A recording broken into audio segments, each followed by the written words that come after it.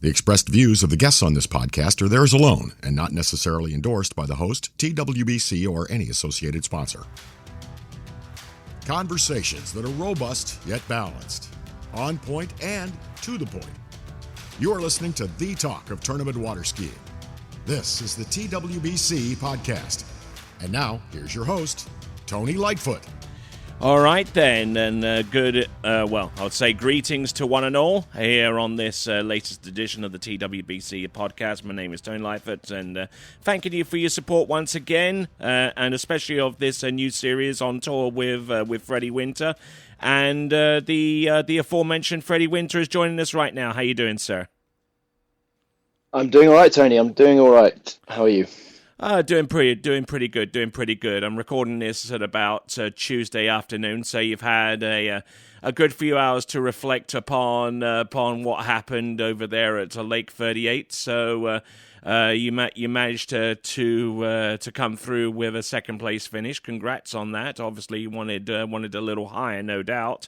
But yeah, it's you're off to a decent start with the tournaments you've been able to ski at so far. But how did you reckon you did at Lake 38? Yeah, I mean, it was a good tournament for me. I think in terms of, a qualified good tournament, I guess, because I think it shows that I've got some ability to keep moving up. I felt like I skied quite well in the first two rounds. I got the best two scores of those rounds, which was nice. And I definitely thought I was going to be able to sort of repeat that. Unfortunately, the final, complete rookie error. I completely messed up the gate. I don't quite understand how it happened still, because we had quite a strong headwind off the dock.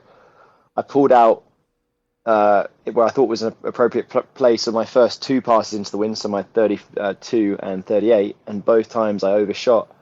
So I backed it up just a little bit for the 41, and I think the wind must have turned, and I had no speed, so I just was really, really narrow and never got wide enough. So kind of realised from there it was going to be pretty tricky, and I don't know if there was a possibility of me turning buoy 3, but I knew I wasn't going to get to buoy 6 from where I was, so I just took the easy way out and guaranteed the second. But yeah, so a little frustrating in that way. But at the same time, second is not an absolute disaster by any means. And I think the main thing I was excited about was I'm on a new ski, which I was on for 2.5 weeks prior to the tournament. And you never know how these things are going to do in a tournament setting, and it did well.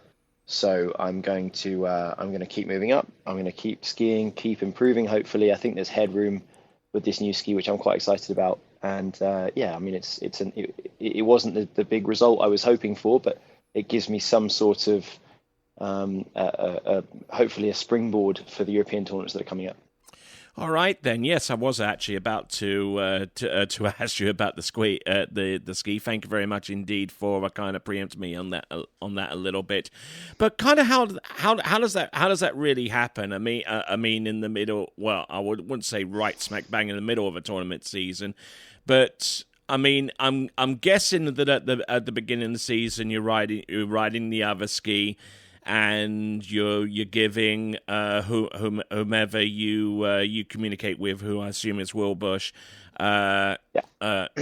giving feedback on the ski that you're on, and I imagine the conversation being, the ski's great, but I'd like it to do this. I'm fine with what I've got on right now, but I'd like a little bit more. And he probably goes back into his workshop and knocks up something and says, "Hey, give this a try."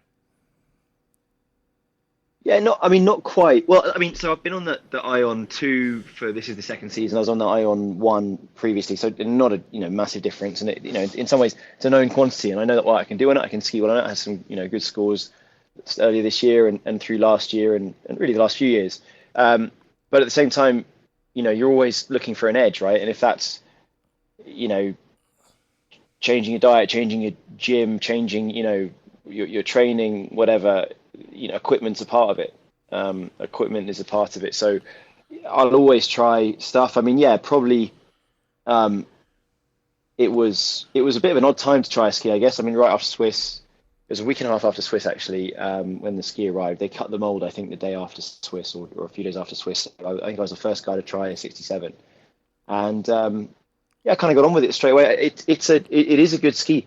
I don't necessarily have like a ton of input into these things because I'm not smart in that way. I don't really, I can't, whereas As someone you've like Will said, Asher, as you said before, and as you're about to allude to right now with Will Asher. yeah, so Will's a guy who knows skis inside out. I just don't have that, and frankly, as much as it might be very helpful, I think I could probably lose my mind doing it. I think I get very odd about my equipment in terms of just trying to keep it in good shape or whatever. I think that if I sort of started to mess with stuff, I think it would turn me crazy. I'd sort of get a sort of Gary Fisher sort of schizophrenic situation going by just losing my mind, right? I don't need to kind of it wouldn't work for me. So I'm lucky where I am with D3 that I've got Will Bush is just, I completely trust him when he makes skis, and he's time and again come out with good ones. So he's always sent me stuff that I've liked, and so yeah, the ski arrived, I got on it, and immediately I was like, oh, I've got a better onside. Offside feels a little different. Is it different good, different bad? And then over the next kind of handful of sets, I realized that actually it turns more from the tail instead of sort of nosing in, and I think it kind of covers up one of my vulnerabilities, which is where I'll hop on the front too late, and blow the tail or over smear and be off balance. I think this has got a bit more stability through the back end of the turn while still generating a ton of angle, and I like it. So yeah, like I say, I mean, the more I'm on, it's quite interesting. I mean, some skis you get on them and just love them immediately, or you have a really good feeling about them, and then they don't turn out necessarily quite so well. And some skis you get on and it's almost a slow build. One of my best skis I ever had, when I ran big scores on them was a number of years ago in I don't know, 2016, and the first set I had on the ski that year was awful, of this new model, and then I learned to love it. And I'm hoping that's going to be the case here. Same with my first ski with D3 in 2019, the NRG R2. I wasn't in love with that ski to start with, and then over the course of that year, I won my first Masters on it. I won a bunch of tournaments on it, and ran some big scores. So it's nice kind of get that slow build, and I'm hoping that's what's happening here. Certainly, first week was a good tester. First weekend in tournament conditions. So it's past the Freddie Winter test of being like tournament ready. So you're gonna get ready to rip it hard during during the summer, starting off with some of these European tournaments coming up very, very soon. Absolutely, yeah. I mean, and it's one of those things, that maybe this is the period of the year where we really are sort of, I sort of laugh, we become real athletes. We've got tournaments every weekend, actually sometimes twice in a week, with the Monaco tournament being midweek. Mm-hmm. For 5 tournaments in a row. You don't get to train when that's happening. You're just surviving. You've got to recover. And when I say training, you're still skiing in between tournaments, but it doesn't feel like training because you're changing sites. You're just readjusting. You're trying to keep your baseline as opposed to sort of improve. So yeah, all the work that goes in for that is really in the build up. It's like sort of training for a marathon. You do all the training, and on the day it all comes out. And so hopefully the proof will be in the pudding. So yeah, I'm taking a bit of a week off now, letting my hair down, and then I'm gonna, next Monday when I return from Amsterdam to the UK, I'll be 100% in business and going as hard as I can for those European tournaments. All right then. So yeah, I mean, leading into the European tournaments. So I mean, yeah, I mean, how important is having the adequate amount of rest between some of these tournaments? Because these tournaments are going to go by so quickly. I mean, there's that Monaco midweek. I think we got Lacanau, and then there's the Botas tournament, and I think I'm not too sure whether Botas goes before Lacanau, and then Greece, San Gervasio, and yeah, and those are your 5. Yeah, exactly. Yeah, I mean, rest is important, and that's why I say. I mean, everyone obviously does it a little bit different. Me, I don't know how it's going to go, but you just, I think it's going to be a case of listening to your body, figuring out, how much to ski in between, and I think that you do so many tournament sets. Like generally, skiing in tournaments doesn't make you a better skier. It might make you a better tournament skier, but it doesn't make you a better skier because you're not focused on technique really at all, because the adrenaline's there and you're kind of just more, let's get through this. Let's get a big score. And you're immediately going straight down the line. Whereas in practice, I tend to do quite a lot of back-to-backs, and that's kind of how I get my rhythm going and how I get my baseline. So, trying to kind of, keep that balance and keep that finesse, that nice technique through those weeks is going to be kind of tricky, kind of tough, but it will also be, it'll be great. I mean, this is what we live for. We've dreamed for all these years to have a series of tournaments that are so close together. And I mean, and me, I come from Europe, so I'm proud that the world of water skiing will be focused on Europe for those few weeks. We talked about the other day. I mean, with the Worlds being in Florida twice in a row, you could be, couldn't be faulted for thinking that it's very much an American sport. And it is. I mean, the industry's over here where I'm sitting right now. But I mean, Europe is a huge base of water skiing. There's some amazing skiers from over there. So I think that's very, very exciting. And I'm very happy, that in my career, since 2013, when Matteo Lazzari and his family put on the first San Gervasio tournament, when there was just one, and it was a low cash prize tournament. Now we've got 5, big money tournaments, bigger money tournaments than back then, and we're attracting everyone in the world to come over, really. Yeah, and I mean, from my point of view, I mean, it's been a bit of a boon for me as well, because I get to go back to Europe. I get to go to a few of these places and actually get to do something something I very seldom do, which is actually take a summer vacation for about a week in amongst all of that. But I'm guessing less about me, more about you. One question. Bloody well deserved, Tony. I mean, you work so damn hard for this sport. I'm glad that you're getting your time off as well as being able to be at these tournaments and doing the good work that you guys are all doing. Yeah, I'm going to be touring about 6 cities in less than 7 days, and that week in between San Gervasio and the European Championships. But here's the question that I put to you: what the worries that you have? I mean, assuming that you do have worries. I mean, everyone does. But what worries you the most, and what worries you the least whenever you're in doing tournaments such as these? In terms of them sort of all being back to back. Well, I mean, I guess my worry, when I joke about it, like none of us are retiring to the Bahamas as water skiers. Money is, sort of tight. And so when you sit down, like I did, I think last Thursday, and spent, I don't know, $3,000 on flights, cars, rental, hotel, all these sorts of things. And you kind of, entry fees, and I mean, probably at least $3,000. It is an investment. I'm fortunate in that I'm based in Europe in the summers, always have been. And, I think always probably will be. So I don't really include the cost of getting to Europe, because I was going to go there anyway. But I mean, getting from my base in the UK, I'm going to be staying in hotels for 20, 25 or 26 nights in a row. So yeah, I mean, it's a lot of money to put out, and no guarantee of getting any of it back. So I want to support all those tournaments, and I'm very happy they're happening. But yeah, I mean, you do need to sort of recoup your investment. It's in 4 weeks. You could go and coach or do a lot of other things that would make you a lot more money than if you have 4 or 5 bad tournaments in a row. So that would be a concern for sure. But it's a roll of the dice in some ways. And you believe in yourself. And I'd say that based on my performances of the last year and a half, been the podium every single time. Except for Miami. I don't count the Masters last year because for obvious reasons. So I mean, I think getting on the podiums, I can start paying those back, paying back the money to myself, and hopefully make some, all in the pursuit of glorious water ski victories. What worries you the least?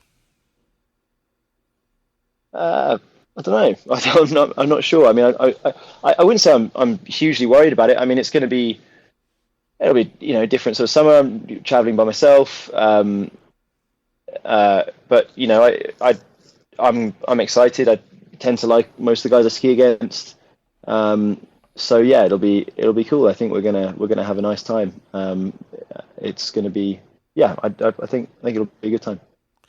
All right, then. So, all those tournaments coming up, but then the all of the stops in Europe will end around about the end of July, and then everyone pretty much comes back to stateside for the Malibu and for the Mastercraft. I'm trying to decide which one is ahead of the other, but I mean, but then things start to settle down a little bit. Do you reckon that you'll be able to breathe a sigh of relief and just chill a little bit, or is it still going to be quite intense from there on out? As the tournaments finish in August, you mean? Yes. Yeah. So the end of July, mid July, I think 15th, 16th, or whatever is San Gervasio. Yeah. So I'll do that, and like I say, probably not that interested in going to Europeans, honestly. So probably won't do that. But yeah, I mean, I'll definitely take a breather. I always do. I mean, I put a huge amount of pressure on myself, and I invest a huge amount of emotional energy into my skiing. So I do always make sure that I have little breaks. Like this week, I'm going to let my hair down and hang out with my mates and have a beer, and so I'll do that. Probably have a couple of weeks where I'm not skiing so hard, and I think that it's important anyway. I mean, I started training after a 3-month break on January 27th, and I haven't really stopped, and I'm going to go until when's the World Championships finals, mid October. So you do need to have weeks where you're not training intense, because otherwise your body breaks down. And I've end of last year, I didn't quite get the balance right. At Miami at the end, I was just exhausted, and mentally as much as physically. So I have to be fresh on the last day of the season for the World Championships, and then I can really relax after that. All right then. Okay. We're gonna bring a pause to this podcast a little bit. I mean, I'm gonna give you a little bit of a break between now and then. I'm doing LA Night Jam. I'm sure you'll be watching it. I know you won't be hearing Zachary, but I'm sure you'll be watching it. And then there's the World U21s coming up. I mean, that's on my personal agenda within the next few weeks, but. I kind of certainly get the sense now that with a new ski and things looking on the up from here, that you just can't wait for the remaining events to come along, and for you to score a few wins here and there. Yeah, it's for sure. And I mean, I think. It's like I say, it's nice to get seconds, but it's really, really nice to get wins. And I won, last September at the Mastercraft Pro was my last victory, and I had a runoff the following weekend for the Malibu Open and lost it, and I had a runoff the following weekend for the Travers Grand Prix, a couple weeks later with the Travers Grand Prix, and lost it. Came second at Muma by half a buoy, second at Swiss by half a buoy. Lost here. So yeah, I mean, it'd be nice to get a win for sure. There's a lot of good skiers out there, but I think I'm skiing well enough. I've got the scores that are showing that I'm skiing well enough to get those wins. I just need to put it together, and if you can start getting some victories, that's why we do it. We don't train as hard as we can and put all of this into it to come second. I'm not ashamed to say that as much as I'm proud to be near the top, I want to be at the top, and I'm not happy when I'm not there. Yep, it's nice to be. I'll keep working. It's nice to be Sergio Perez, but everyone wants to be Max Verstappen, I suppose. yeah, exactly. Well, I don't want to be Max Verstappen. I can't stand the guy, but number one on the podium is where I want to be. All right, then. This has been the latest episode of On Tour with Freddie Winter. Thank you very much, Freddie, for your input. And the next episode of the TWBC podcast will actually be coming up pretty soon. We'll be covering the LA Night Jam and be talking to a few of the skiers, and also be covering the World U21s as well. But until next time, this is Tony Lightfoot saying ciao for now. Thank you for listening to the TWBC podcast. Be sure to check out our website at waterskibroadcasting.com. Links to our presence on major social media platforms can be found there, as well as updates to our webcast and this podcast. Duplication or rebroadcasting of this broadcast without written consent of TWBC is prohibited. Subscribe to us on your favorite podcast platform and be sure to join us next time for the next edition of the TWBC podcast.